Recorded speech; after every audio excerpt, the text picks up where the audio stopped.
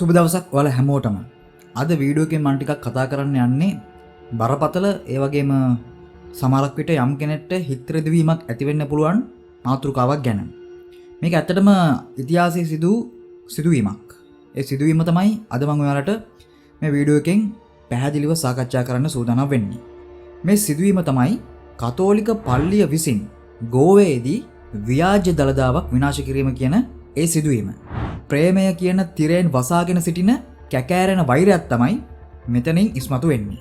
ඉතින් අපි බලමු මොකක්ද මේ සිදුවීම කියලා. ඊට කලින් තාමත් ඔයාලා අපගේ යක් ප්‍රොඩක්ෂන් YouTube නාලිකාව subscribe කරලා නැත්නම් subscribe කරලා bell සලකුණ ඔබන්න. මොකද අපි දාන වීඩියෝ එකක් ඔයාලට දැනගන්න පුළුවන් වෙන්නේ subscribe කරලා bell සලකුණ එබුවොත් විතරයි.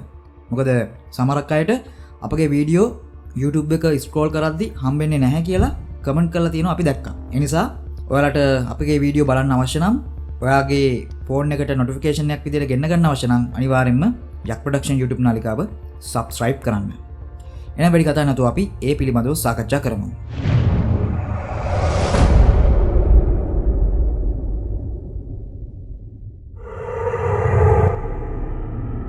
1560 වර්ෂයේදී පෘතුගීසි ජාතික කතෝලිකයන් විසින් දළදා වහන්සේ විනාශ කළා කියලා පැවසෙන මේ කතාව ලාංකීය ඉතිහාසයේ සහ බෞද්ධ උරුමය පිළිබඳ කතිකාවේ දීර්ඝ කාලයක් තිස්සේ විවාදයට ලක් වූ මාතෘකාවක්.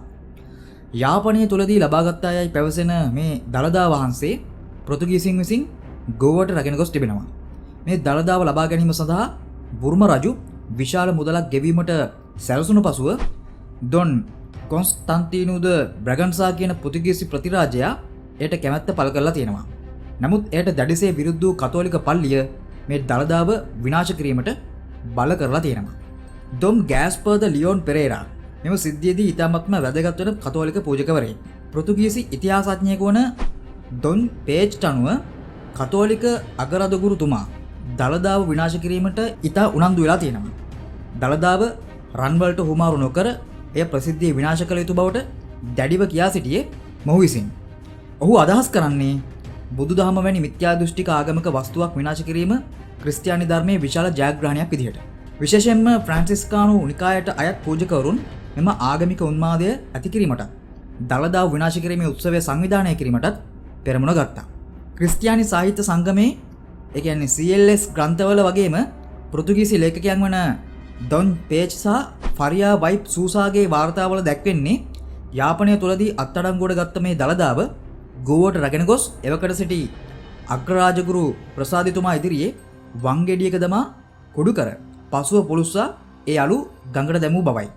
මේ සිදුවීම ඊටමත්ම උත්සවාකාරයෙන් සිදු කර ඉන්පස්සේ දෙවියන් වහන්සේට ස්තුති කරමින් විශේෂ දේව මෙහෙයක්ද පවත්වලා තියෙන බවට වාර්තා වෙනවා. මේ මගින් ඔවුන් බලාපොරොත්තු වුණේ මොනවද? මේ මගින් ඔවුන් බලාපොරොත්තු වුණේ කරුණු දෙකක්. එකක් තමයි බෞද්ධයන්ගේ මානසිකත්වය බිඳ දැමීම. ඒ කියන්නේ ඔවුන් විශ්වාස කරන පූජනීයම වස්තුව විනාශ කිරීමෙන් ඔවුන්ව අදායරයට පත් කිරීම. දෙවෙනි එක තමයි අනිකුත් ජාතීන්ට පණිවිඩයක් දීම. කතෝලික ධර්මයට එරෙහි කිසිදු බලවේගයකට මේ ලෝකය තුල පැවැත්විය නොහැකි බව පෙන්වීම.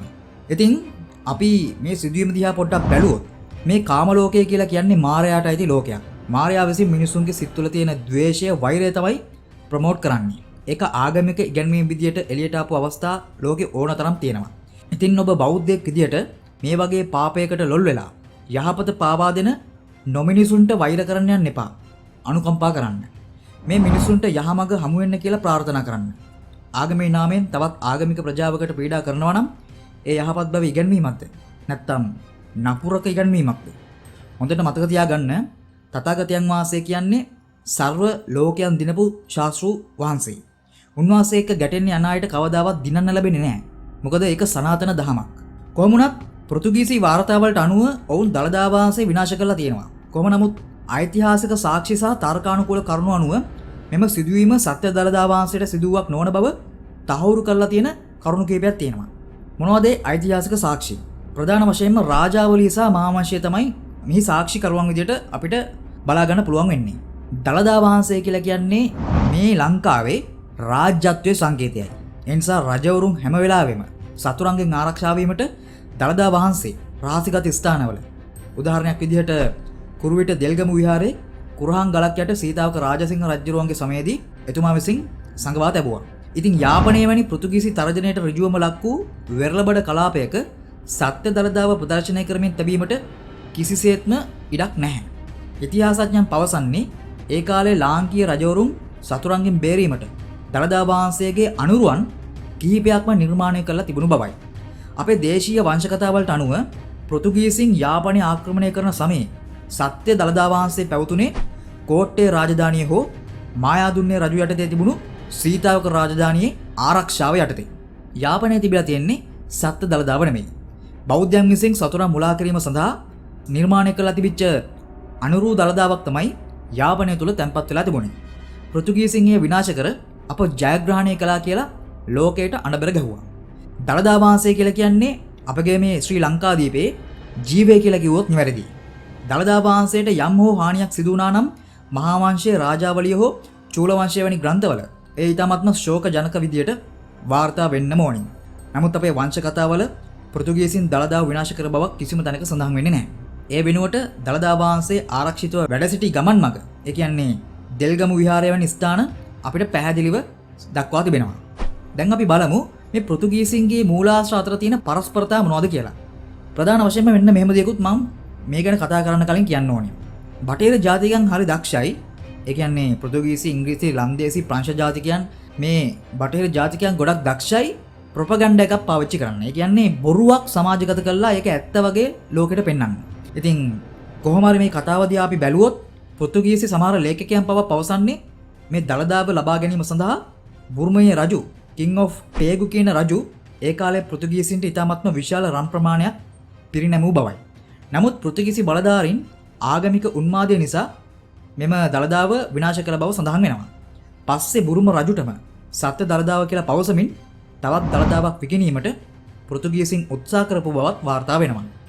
මෙන් පෙනී යන්නේ ඔවුන් මේ හරහා දේශපාලන සහ ආර්ථික වාසි ලබා ගැනීමට උත්සාහ කරපු බවයි. පෘතුගීසින් සිදු කළ මේ පරස්පර විරෝධී ක්‍රියාව නිසා ඔවුන් විසින් දළදාව විනාශ කළායයි පවසන සිදුවීම ගැන කිසිසේත්ම විශ්වාස කරන්නට බැහැ. සරලවම කියනවා නම් පෘතුගීසීන් දළදාව විනාශ කළ බව පවසන අතරම පසුව තවත් දළදාවක් බුර්ම රජුට විකිණීමට උත්සාහ කරලා තියෙනවා. ඉතින් ඔවුන්ගේම කතාව බොරු බව ඔප්පු කිරීමට ඇති ප්‍රබලම තර්කානුකූල සාක්ෂියක් තමයි මේ සාක්ෂිය. එකක් තමයි ඔවුන් මුලින් විනාශ කළේ දළදාව නම් පස්සේ විකුණන්නට උත්සාහ කළේ කුමක්ද? එය අනිවාර්යෙන්ම ඔවුන් විසින්ම සාදන ලද ව්‍යාජ නිර්මාණයක්. ඉතින් ඒ තරම් වටිනා වස්තුවක් විනාශ කළ බව පැවසීම ඔවුන්ගේ ඒ තියෙන ආගමික මිත්‍යා දෘෂ්ටික උන්මාදය පෙන්වීමට කරපු ප්‍රචාරයක් පමණක් වෙන්න පුළුවන්. දෙවැනි කාරණාව තමයි ඔවුන් මුලින් විනාශ කළේ දළදාව නෙවෙයි. බෞද්ධයන් විසින් ඔවුන්ට ලබා දුන් අනුරුවක් බව ඔවුන් පසුව තේරුම් ගත වෙන්න පුළුවන්. ඒ නිසා තමන්ගේ ලැජ්ජාව වසා ගැනීමටත් මුදල් සෙවීමටත් ඔවුන් තවත් ව්‍යාජ දළදාවක් නිපදවා බුරුමයට විකිණීමට උත්සාහ කළා වෙන්න පුළුවන්. ඉතින් ඉතිහාසඥයන්ගේ පොදු මතය වෙන්නේ පෘතුගීසින් විසින් විනාශ කරලා තියෙන්නේ සත්ව අස්තියකින් කරපු ව්‍යාජ දළදාවක් හෝ අනුරු දළදාවක් බවයි. ඓතිහාසිකව තහවුරු වෙලා තියෙන විදිහට සත්‍ය දළදා වහන්සේ ඒ කාලේ කෝට්ටේ හෝ සීතාවක රාජධානිය වල තමයි ආරක්ෂිතව වැඩ ඉඳලා තියෙන්නේ. පෘතුගීසින් රවටා ඔවුන්ට ව්‍යාජ දළදාවක් ලබා දීම ඒ කාලේ රජවරුන් සහ සංඝයා වහන්සේලා අනුගමනය කරපු ආරක්ෂක උපක්‍රමයක්. එනිසා කතෝලික සභාවේ අග්‍ර රාජගුරු ප්‍රාසාදිතුමා සැමරු එම ජයග්‍රහණය ඇත්ත වශයෙන්ම පෘතුගීසින් ලැබපු මුලාවක්. සත්‍ය තමයි ඔවුන් එවැනි පොතක් ලෝකයේ පුරාම ප්‍රචාරය කළේ බෞද්ධයන්ගේ මානසිකත්වය බිඳ දැමීමටත් එවැගේම කතෝලික ආගමේ ජයග්‍රහණයක් විදියට ඒ සිදුවීම පෙන්වීමටත්. මොකද බටහිර ජාතිකයන් හරි දක්ෂයි ඇත්ත බොරුව කරන්න සහ බොරුව ඇත්ත කරන්න. ඒ නිසාම CLS වැනි මිෂනාරි සාහිත්‍ය පතපොතේ එම සිදුවීම සත්‍යයක් ලෙස දක්වා තිබුණා. ලාංකීය ඉතිහාසයේ සාක්ෂි සහ දළදා වහන්සේ වැඩ සිටි ගමන් මඟ, ඒ කියන්නේ කෝට්ටේ, සීතාවක, රත්නපුර, දෙල්ගමුව, මහනුවර මෙන්න මේ වගේ ස්ථාන පරීක්ෂා කිරීමේදී සත්‍ය දළදා වහන්සේ කිසිදා පෘතුගීසින් අතරපත් වූ බව ඉතාමත්ම පැහැදිලි. ඔබ මෙහිදී දකින්නේ මිත්‍යා දෘෂ්ටික ආගමික අන්තවාදය සහ දේශපාලන බලය එකතු වූ අවස්ථාවක්. ඉතිහාසයේ පවා විකෘති කරමින් තමන්ගේ ආගමික අනන්‍යතාවය තහවුරු කිරීමට ගත්ත දැවැන්ත උත්සාහයක්. මේ පුවත CLS පොතේ සඳහන් වෙන්නේද ඒ වගේම මිෂනාරි අදහසක් සහිතව. ඉතින් අවසාන වශයෙන් පෘතුගීසින් මේ ජයග්‍රහණයක් විදියට සැමරුවත් ඉතිහාසය දිහා ආපසු හැරී බලන විට අපට පේන දෙයක් තමයි ඔවුන් විනාශ කළේ දළදා වහන්සේගේ අනුරුවක් පමණක් කියන එක.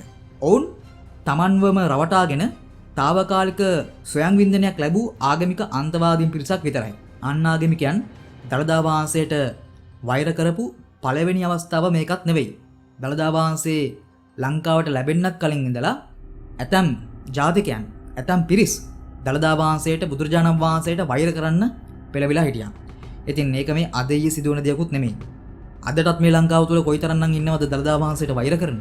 මොකද මිත්‍යා දෘෂ්ටික ආගම් මේ ලංකාව තුළ පැල්පදියම් වෙනකොට සමහරක් මිනිසුන්ගේ තියෙන අඩුපාඩුකම් නිසා ඒ වගේම බටහිර ජාතිකයන් ඔවුන්ව යටත් කරගත්ත නිසා ඔවුන්ගේ වහල්කම් කරවීමට සමහරක් අයව බෞතිස්ම කරවලා තියෙනවා. ඉතින් ඒ වගේ પરම්පරාවල් වලින් එන මිනිසුන් අදටත් මේ ලංකාව තුළ ජීවත් වෙනවා. ඔවුන්ට මේ කරන අපහාසයක් නෙවෙයි. නමුත් සිදූ දේ සත්‍යයක්. ඒ සිදූ සත්‍ය අපි කියන එක වැරද්දක් නෙවෙයිනේ. ඉතින් අපිට කරන්න තියෙන්නේ මේ වගේ දේවල් වලට කලබල වෙන්නේ නැතුව අපි දන්නවනේ බෞද්ධයන් වශයෙන් දළදා වහන්සේ මේ වෙනකොටත් ඊටමත්ම නිරුපද්‍රිතව මහනුවර සෙන්කඩගල වැඩින්නවා කියන එක. ඉතින් මේවට බෞද්ධයන් දේශයට ලක් විය යුතු නැහැ. බෞද්ධයන් විසින් කළ යුත්තේ අන්‍යාගමිකයන් සහ ඒ වගේ මිත්‍යා දෘෂ්ටික පුද්ගලයන්ගේ ද්වේෂයට මෛත්‍රියෙන් පිළිතුරු දීම විතරයි. මොකද තථාගතයන් වහන්සේගේ ධර්මයට අනුව උන්වහන්සේගේ ධාතුන් වහන්සේ නමකට එහෙම කාටවත් හානි කළා විනාශ කරන්න බෑ. එම ධාතුන් වහන්සේලා පිරිනිවන් පාන දවසක් අනාගතයේදී උදා වෙනවා. ස්වභාව ධර්මයේ සහ බුදු දහමේ තියෙන සනාතන ධර්ම ලෝකයට පෙන්눔 කරමින් තවත් අවුරුදු 2500කින් පස්සේ සියලු ධාතුන් එක්තැනකට එකතු වී ධාතු පරිනිර්වාණය සිදු වේවි. ඉතින් ඔබ සමහරක් විට මේ කාරණාව අද වෙන්නේ නැති දැනගන්න ඇත්තේ. ඉතින් එහෙම අද නම් මේ කාරණාව ගැන දැනගත්තේ ඒ අදහස ඔයා කමෙන්ට් එකක් විදියට පහලින් දාන්න අමතක කරන්නත් එපා. ඒ වගේම මේ කාරණාව අනිත් අයට දැනගන්න අනිවාර්යයෙන්ම මේ වීඩියෝ එක ෂෙයා කරන්නත් අමතක කරන්න එපා. එහෙනම් තාමත් අපගේ යක් ප්‍රොඩක්ෂන් YouTube නාලිකාව තාමත් subscribe කරලා නැත්නම් subscribe කරලා bell සලකුණ ඔබන්න. ඒ වගේම එහෙම subscribe කළොත් තමයි ඔයාට අපගේ වීඩියෝ නිතර නිතර දකින්න පුළුවන්කම ලැබෙන්නේ. එහෙනම් අදට අපි සමු ගන්නම්. ඔයාලා හැමෝටම තෙරුවන් සරණයි.